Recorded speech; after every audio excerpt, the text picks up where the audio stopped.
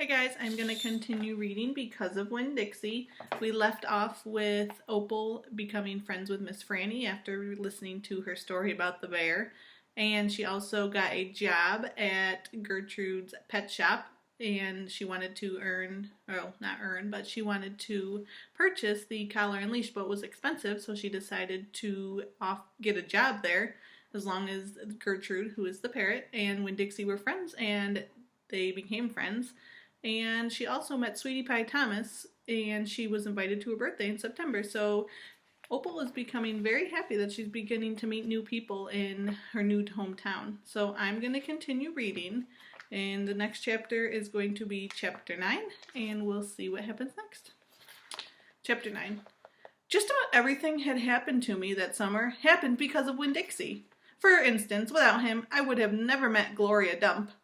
He was the one who introduced us.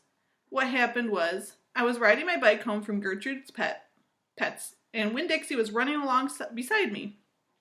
We went past Dunlap and Stevie Dewberry's house, and when Dunlap and Stevie saw me, they got on their bikes and started following me. They wouldn't ride with me. They just rode behind me and whispered things that I couldn't hear.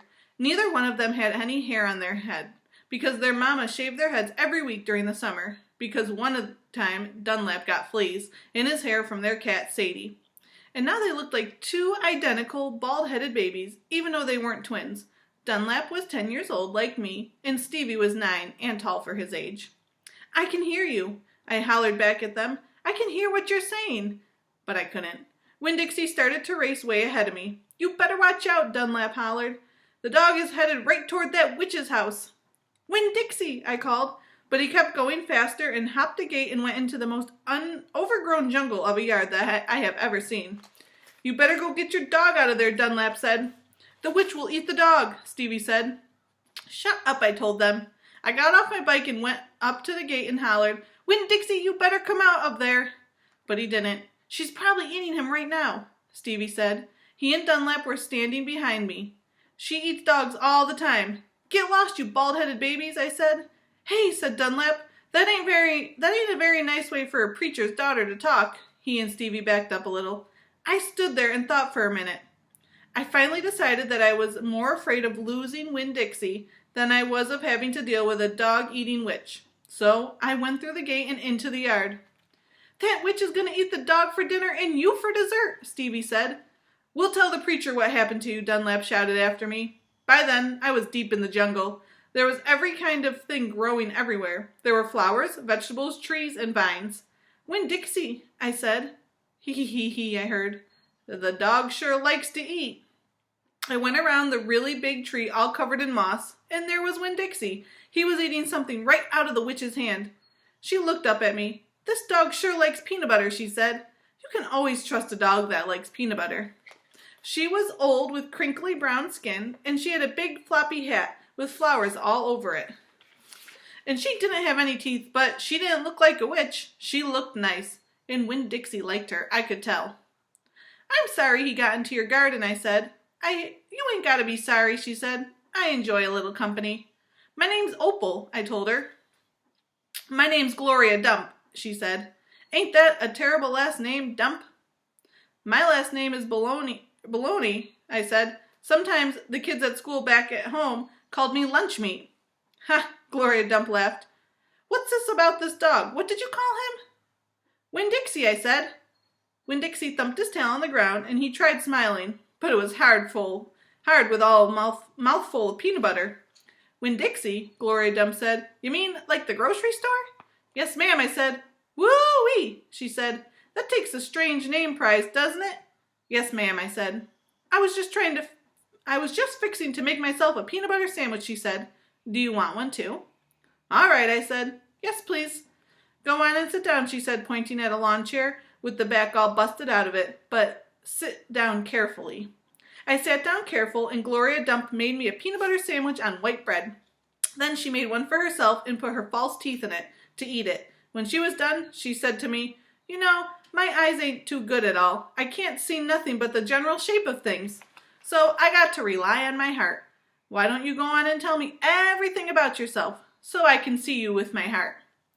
And because Winn Dixie was looking up at her, like she was the best thing he had ever seen, and because the peanut butter sandwich had been so good, and because I had been waiting for a long time to tell one person everything all about me. So I did. Chapter 10.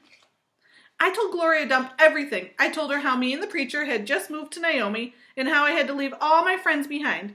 I told her about my mama leaving, and I listed out the 10 things that I knew about her, and explained that here in Naomi, I missed Mama more than ever than I had in Watley, my old town.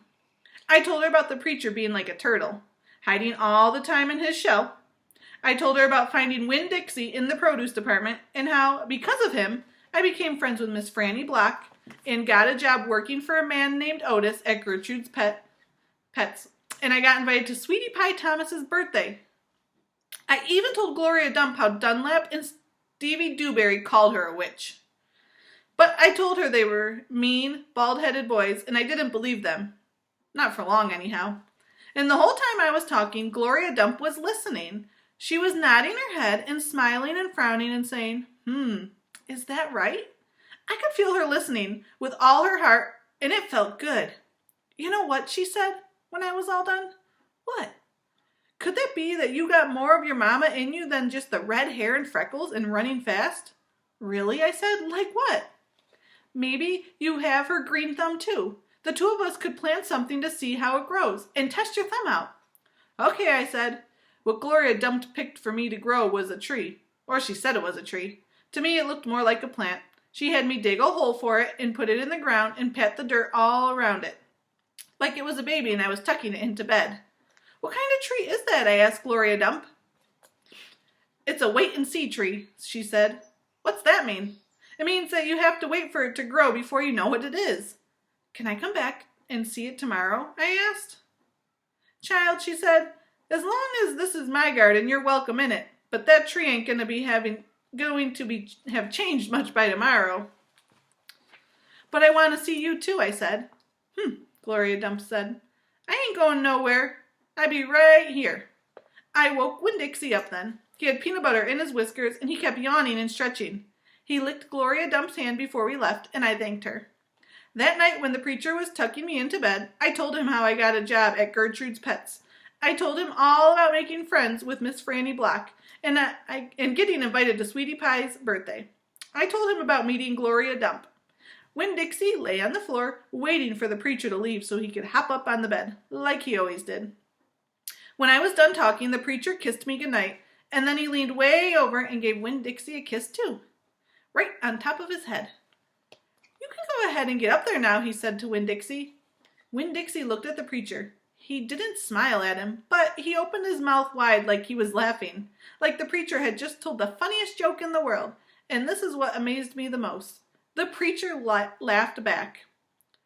Winn Dixie hopped up on the bed, and the preacher got up and turned out the light. I leaned over and kissed Winn Dixie, too, right on the nose, but he didn't notice. He was already sleeping and snoring. That's the end of chapter 10.